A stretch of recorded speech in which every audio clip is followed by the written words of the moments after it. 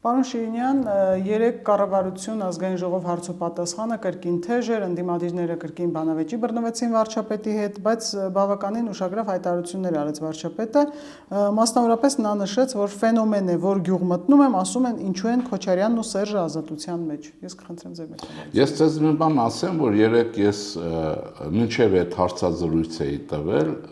Ռոման Բաղդասարյանին, ես այդ իրար իհարկե ոչ հանդիպել ենք, ոչ էլ ինքը տեղյակ էր հարցին, նույն հարցը դրել եմ, որ ուրեմն անշուշտ այս խորտուբորտ ժամանակներում, դժվար ժամանակներում խնդիրներ շատ կան, բայց ընտրությունների ժամանակ վարչապետի համար անձամբ պրոբլեմ է դառնալու անպայմանորեն երկուսի ձերբակալման հարցը։ Ես ձեզ հետ անձնապես խոսել եմ, ես հիշում եմ, ուրեմն ինչ իմաստով, ուր գնում ես, իսկ ես երևի կարող եմ ասել, չգիտեմ, հանրապետությունում, գիտեք, որ տարբեր տեղեր շրջելու առումով երևի բոլորին գերազանցում եմ կամ երկրորդ տեղն եմ իմ ընկերներով, եւ ես ասեմ, որ բոլոր տեղեր արդեն շատ պատերազմի պարտությունից հետո երկրի կայունացումը, մի քիչ հանգստացումը առաջ են եղել նոր հարցեր, որոնք առաջ ուշադրության կենտրոնում չէին, ճիշտ է, կար բողոքը, բայց այդ երկուսի ձերբակալման հարցը, որին կհայտարարեց, այո, իսկապես եւ ընտրություններին լինելու մեծ պրոբլեմ վարչապետի համար, համակրեն, չհամակրեն, ինքը անցնի, չանցնի, անշուշտ կարծում եմ, որ կանցնի, բայց այդ պրոբլեմը շատ մեծ պրոբլեմ է լինելու, ինչու են երկու հանցագործները, ուրեմն ազատության մեջ, ես երեկվա բանն եմ ասում, շատ հիմնավոր է, ուրեմն իրենց պահվածքը, ուրեմն այդ նկատի ունեմ հավերժ անցյալների, Ղարաբաղյան կլանը եւ այլն, հասկանալի է ռուսական ռեզիդենտուրա, Ղարաբաղյան կլան, այս երկուսի առաջին հերթին ուսևի վրա է եւ այդ խնդիրը այլևս անցնելի չի եւ դա խոսում է հասարակության, ուրեմն մեր հասարակության հասունության մասին, որտեղ մարդիկ երկիր, պետություն եւ ազատություն են ուզում, բայց ես ուրեմն այս առումով ինքը ես զարմացա, որ մենք մի քանի ժամ առաջուհետ եղել, այդ ասի, որ ես ուզում եմ, որ իմանա իշխանությունը, սա պրոբլեմ է լինելու իր համար, եթե մեծ խնդիրներ լինեն երկրի համար, դա հետո համակնգալի չկան, այդ հարցը պիտի լուծվի եւ այդ երկուսը պիտի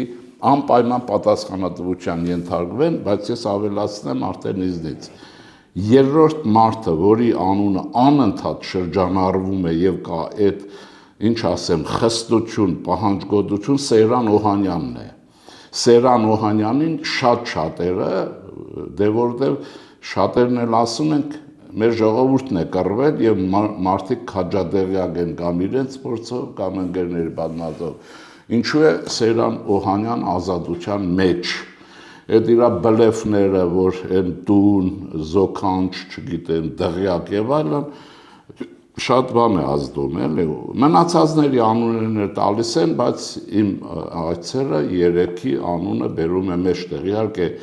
ամենամեծ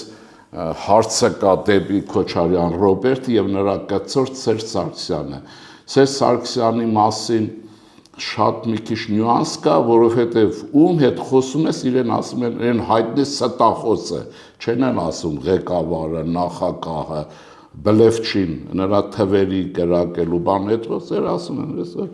եւ Սեյրան Օհանյանը, որի վերաբերյալ վարչապետը ինձ թվում է պիտի ասեր, ինձ թվում է, որտեղ նույնը իրեն ասած կլինեն, բայց չասես արդեն դա իր գործ է, բայց ես փոխանցում եմ։ Սեյրան Օհանյանին չեն ներում։ Սեյրան Օհանյանի անվան հետ կապում են Շուշիի հանձնելը, Շուշիի ճողոբրելը եւ այլն եւ նաեւ այս ահռելի ունեցվածքի վերաբերյալ իր ուրեմն անհասկանալի բացադրությունները մարդիկ հասկանում են որ չէ միլիարդատեր չես կարող լինես աշխատավարձը ոչ պաշտպանության նախարարությունից ոչ նախագահի աթոռից եւ այլն այնպես որ ես երեքի անունը մշտական շրջանառության մեջ ես վստահ եմ, որ դա լինելու է։ Լավ է, որ ինքը գիտի։ Ես ուզում եմ, որտեղ մենք բոլորս ես այդ միասին մեր երկրի անվտանգության եւ կայունության հարցով շատ ենք մտահոգ։ Խոսենք նաև կոռուպցիայի մասին, շատերն են ասում, որ համակարգային կոռուպցիա չկա, վարչապետը անընդհատ պնդում է, երեք էլ հայտարարել է, որ կոռուպցիոն սխեմայի մեջ ներգրավված ցանկացած մարդ իմ անձնական թշնամին է։ Բայց այդուհանդերձ համակարգում կա դա։ Վարչապետի ասածը ես այսպես եմ հասկանում, համակարգային կոռուպցիա չկա, որ կոռուպցիա չկա, ինքը կարող է չի ստանում համապատասխան կառույցների զեկույցները կամ չի տեսնում ինչեր է կատարում, դա այդ կարծում եմ համակարգային կոռուպցիայի մասին է խոսքը, որ չկա, ինքը չի վերցնում եւ իր միջավայրում ինչ որ զսպվածություն կա, բայց որ կոռուպցիան կավելին ասեմ, եթե միտեղ կա կոռուպցիա, այնտեղ պետություն չի կարող լինել, չի կարող, բացառված է։ Ինձ Ավստրալիան գիտեք ինչ պատմեցին, շատ թարմ է, դրա համար եմ ասում, շատ հեռու է թվում է թե ասում եմ մի 30 տարի առաջ մոտավորապես Ավստրալիայում նույն վիճակն էր, ասում եմ նստում էիր կազինոյի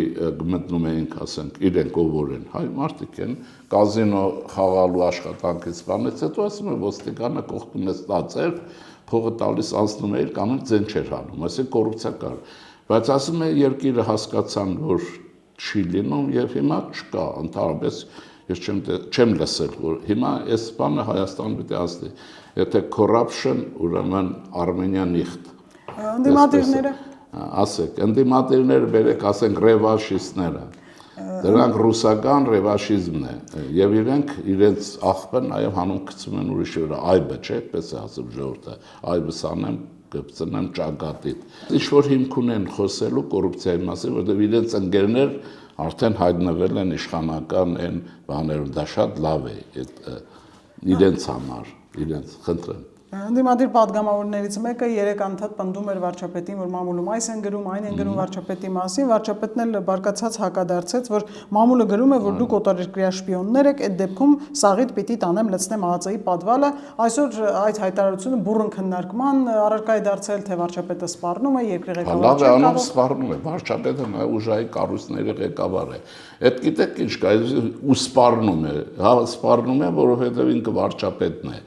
Վարչապետը նաև պետական ապարատ է կառավարում են, բայց հիմա սպառնալիքը, իսկ ինչ է չի կարելի սպառնալ, կարելի է երկիրը տերորի ենթարկել գիշեր-ցերեկ, հա, լրատվական ճակերտավոր, բայց չպետք է սպառնան։ Իհարկե լավ կլներ, որ վարչապետը ոչ թե սպառնար ասել, այլ մինչև այդ հավաքած լիներ, ում որ պետք է հավաքի ԱԱԾ-ի պատվալներով, չգիտեմ։ Բայց այստեղ մի սկզբունքային բան ասեմ, դե հայտնի է, որ լրագրությունը ցանկացած երկրի համար ժողովրդավարական շատ կանխաժեշտ է, դա նրա լուսաբանումները չէ, բայց այստեղ մի բան ասեմ, որ ճշգրիտ լինենք։ Մենք ոչ թե դեմոկրատական հասարակություն ենք, դա հռչակել է կառավարություն, իշխող ուժը, մենք էլ ամբողջովին կողմ ենք եղել, պաշտպանել ենք դրա համար հեղափոխության կողմ ենք կանգնել, բայց մեր երկիրը դեմոկրատական տրանզիտի փոխանցման շրջան է ապրում, որտեղ դեմոկրատիան մի օրում ոչ որպես սովորույթ, ոչ ավանդույթ եւ ոչ էլ ինստիտուտ կարող է առաջանալ, չէ, դա ժամանակ է պահանջում, այդ ժամանակը կոչվում է դեմոկրատական տրանզիտ, այդ անցումը։ Այդ անցման շրջանում պետությունները որպես կանոն նաեւ սահմանափակումներ են մտցնում, օրենքի շրջանակի մասին է խոսքը եւ որտեղ նկատի ունեն ազգային անվտանգությունը մեկ եւ անհատական ազատությունները երկրորդ անձի։ Այդ սահմանափակումները այսպես է, դրա համար շատ գոսեր, որ մենք ցուցանիշներով 4 աստիճան բարձրացել ենք, այդ այնքան էլ կարևոր հարց չի։ Կարևոր հարցը գիտեք որն է, դեմոկրատական տրանզիտ ապրող երկրների մասին է խոսքը, ինչպեսի մենք ենք եւ գիտենք, որ մեր միջազգային աջակցությունը նաեւ դրանից է գալիս։ Մեր ժողովրդի ապրելու ստեղծագործելու հնարավորությունը։ Ուրեմն այս պարագայում գլխավորը անկախ արդարադատությունն է, ոչ թե անկախ մամուլը։ Մանավանդ այդ հայտնի է ինչու եմ ասում, որտեղ Հայաստանի պարագան կոնկրետ է։ Բոլորը գիտեն, թե ռուսական եւ Ռուսաստանի ազդեցության տակ գտնող լրատվությունը ինչպիսի քայքայիչ աշխատանք է տանում Հայաստանի պետականության եւ կոնկրետ ինստիտուտների եւ անձերի դեմ։ հետո այստեղ առաջի պլան պիտի մղվի, եթե բարձենում ենք, եթե ուզում ենք զեկուցել մեր հաջողությունների մասին, պիտի խոսենք արդարադատության առաջին անկախության մասին։ Իսկ այս անցման առումով, այո, լրատվության այն չափը, ձևը, տեղի մամուլևանը, պիտի օրենքով կարգավորվի, այսպես չի կարելի։ Դա ինչ ձև է, երբ որ ես տեսել եմ բանի ներքին գործերի նախարար կարծեմ մամլոասուլիս է տալիս լրատվության աշխատողը խեղդում է թե այսինքն իրեն ոնց ասեմ պաշտոնյային դնում է վիճակի մեջ որ պաշտոնյան իրեն պիտի լսի ինքը չլսի պաշտոնյային սա արդեն գիտեք ինչ է գոչվում լրատվության ազատության կողքին լրատվական ահաբեկչություն ուրեմն լրատվական ահաբեկչության բոլոր ճանապարհներն օրենքով պիտի փակվեն եւ վերջ եւ օտար ուրեմն անկախության դեմ ռոպագանդան անպայմանորեն այլապես մեր ներքին կյանքի օրակարգը շատ հաճախ կազմում է Ալիևի եւ Պուտինի կամ նրանց միջավայրերի այդ նարատիվներ են ասում նոր տերմին էլի խոսույթներով այսպես Վերջին շրջանում հայկական համալսարան ինչ որ կառույցի ներկայացուցիչների չգիտեմ որտեղ հանդիպում են Ռոբերտ Քոչարյանը այդ համալսարանի ունկնդիրների եւ դասախոսների հետ հանդիպում են Ռոբերտ Քոչարյանը եւ Սերժ Սարգսյանը վերջինս Սերժ Սարգսյանի հանդիպումն է եղել նա հայտարարել է որ իրենք վարչապետի տեխնացու չեն առաջադրում որովհետեւ այսօր չեն լուծում վարչապետի հարց ուզում են իշխանափոխություն միևնույն ժամանակ իր թիվակիցները իմպիչմենտի հարց են բարձրացնում ինչպես է դե դա ամեն ինչ անում են որ երկրում ներքին իշխանությունը տապալել խոսքը այսպես է նախ ես առաջարկս է ես այդ ինչ հայկական համալսարանի տեղը բարձր եւ երկրորդը իրավաբան մարմինները պիտի ստուգեն թե այդ երիտասարդները որոնք տարվել են գաղափարական մշակման համար ուսանողներն իբրև թե կամավոր են տարվել թե չէ իրենք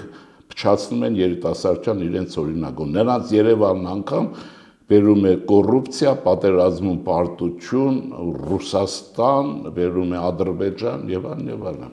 Այդ բայց ընդհանրապես մի հատ համալսարանի տեղը բարձ են ասել։ Այդ դրանցից մեկը գիրք կարդալ ընդհանրապես չի սիրում։ Մյուսն էլ կարծում եմ կարդալ կարգին էլ չգիտի, էլի որովհետեւ նա ինչ որ խոսում է ունտունակով է խոսում, էլ ինչ որ անհասկանալի։ Զարմանալի է որ վերցրել է թիրախում երիտասարդություն, որոնց անունը դրել են ուսանողներ։ Հիմա հարց է, մենք որպես կուսակցության ղեկավարներ բարձեք, եթե բուհեր մտնելու իրավունք կա, ես ուզում եմ բուհեր մտնել, միշտ խուսափել եմ, կարծում եմ օրենք գիտեցել եմ օրենքը թույլ չի տալիս, ասեք մենք մտնենք բուհեր։ Իրենք ինչ արտոնություն ունեն։ Ընդ որում ամեն մեկի վրա 40 հատ քրեական գործ կա։ Քրեական գործ կա նաև ունեցվածքի հետ, այսինքն եթե կույսերն ինչու են այդ վիճակում։ Այս ծերի կույս կլինի։ Իդեպ Սերժ Սարգսյանը նաև խոսել է Ռոբերտ Քոչարյանի մասին, նա ապրիլի 24-ին ասել էր, որ Ռոբերտ Քոչարյանին հանգիստ թողեք, վերջին հանդիպման ժամանակ էլ այդ համալսարանի ունկնդիրների հետ ասել էր, որ Ռոբերտ Քոչարյանին չի համարում թշնամի։ Հաշվի առնելով վերջին շրջանում երկու ղեկավարների թիմերի միջև փոխհրաձգությունը, սա կեղծ օրակարգ է դարձել։ Կեղծ չի, գիտեք, եթե իրենք ունեցվածքի բաժանման հարց ունեն, վերաբաժանման Այստեղ իրանք իրար հետ իրենց տանը մեջ հարցեր ունեն եւ կարող են իրար հոշոտեն, բայց ցավը ինչն է, կամ ցավը իրականությունը, որ սրանք պետության եւ իշխանության հետ հարաբերության մեջ միասնական են ընդդեմ Հայաստանի անկախության եւ Հայաստանի իշխանության։ Այսինքն իրար մեջ հարցեր ունեն, բայց այդ հարցերը կլանային հարցեր են։ Իսկ իշխանության հետ համապետական եւ անկախության հարցեր են։ Դրանք եւ պետական պետության անվտանգություն։ Դրանք տարբեր հարցեր են։ Չկա գերդաստան, որ իրար են ուրեմն հոշոտում ներսում, բայց որևէ արտաքին հակառակորդ տեսան միավորվում եւ հարցակում են նրա վրա։ Սա այդ մոդելն է։ Իրար հետ հարցեր ունեն, բայց նրանք միասնական են Հայաստանի պետության դեմ պատերազմի մեջ։ Եվ Ռուսաստանի ու Ադրբեջանի հետ են։ Իդեպ մամուլում նաև տեղեկություն եղավ, որ Կրեմլում Հայաստանի հետ հարաբերությունները այսուհետ համակարգելու է Ռուսաստանի նախագահի աշխատակազմի ղեկավարի տեղակալ Սերգեյ Կիրիենկոն։ Արդյոք որևէ կապ տեսնում եք Քոչարյանի եւ Սարգսյանի ակտիվացման եւ այս նշանակման միջեւ։ Նշանակումը կարող է գիտեք, այդ անձին այդպես որ ասում են Կիրիենկոն ինչ, գիտեք, մետրո կեսանոց Գյումրեցիք մի ժամանակ գումարեցիք իրար հումորի համար ասում են կարգին քայլեցո հո Կիրիենկոն չես Հիմա սա այդ գիրենգոն է, բայց որ համակարգման առումով նոր անձեն, եթե նշանակել ճիշտ է ինֆորմացիան, բայց որ ակտիվացել է ռուսական քայքայիչ ապակայունացնող աշխատանքը, միանշանակ է եւ կապ ոչ միայն տեսնում եմ, այլ կապը կապած եմ տեսնում։ Շնորհակալություն։ Խնդրեմ։ Չմոռանաք հավանել տեսանյութը եւ բաժանորդագրվել Civic AM-ի YouTube-յան էջին։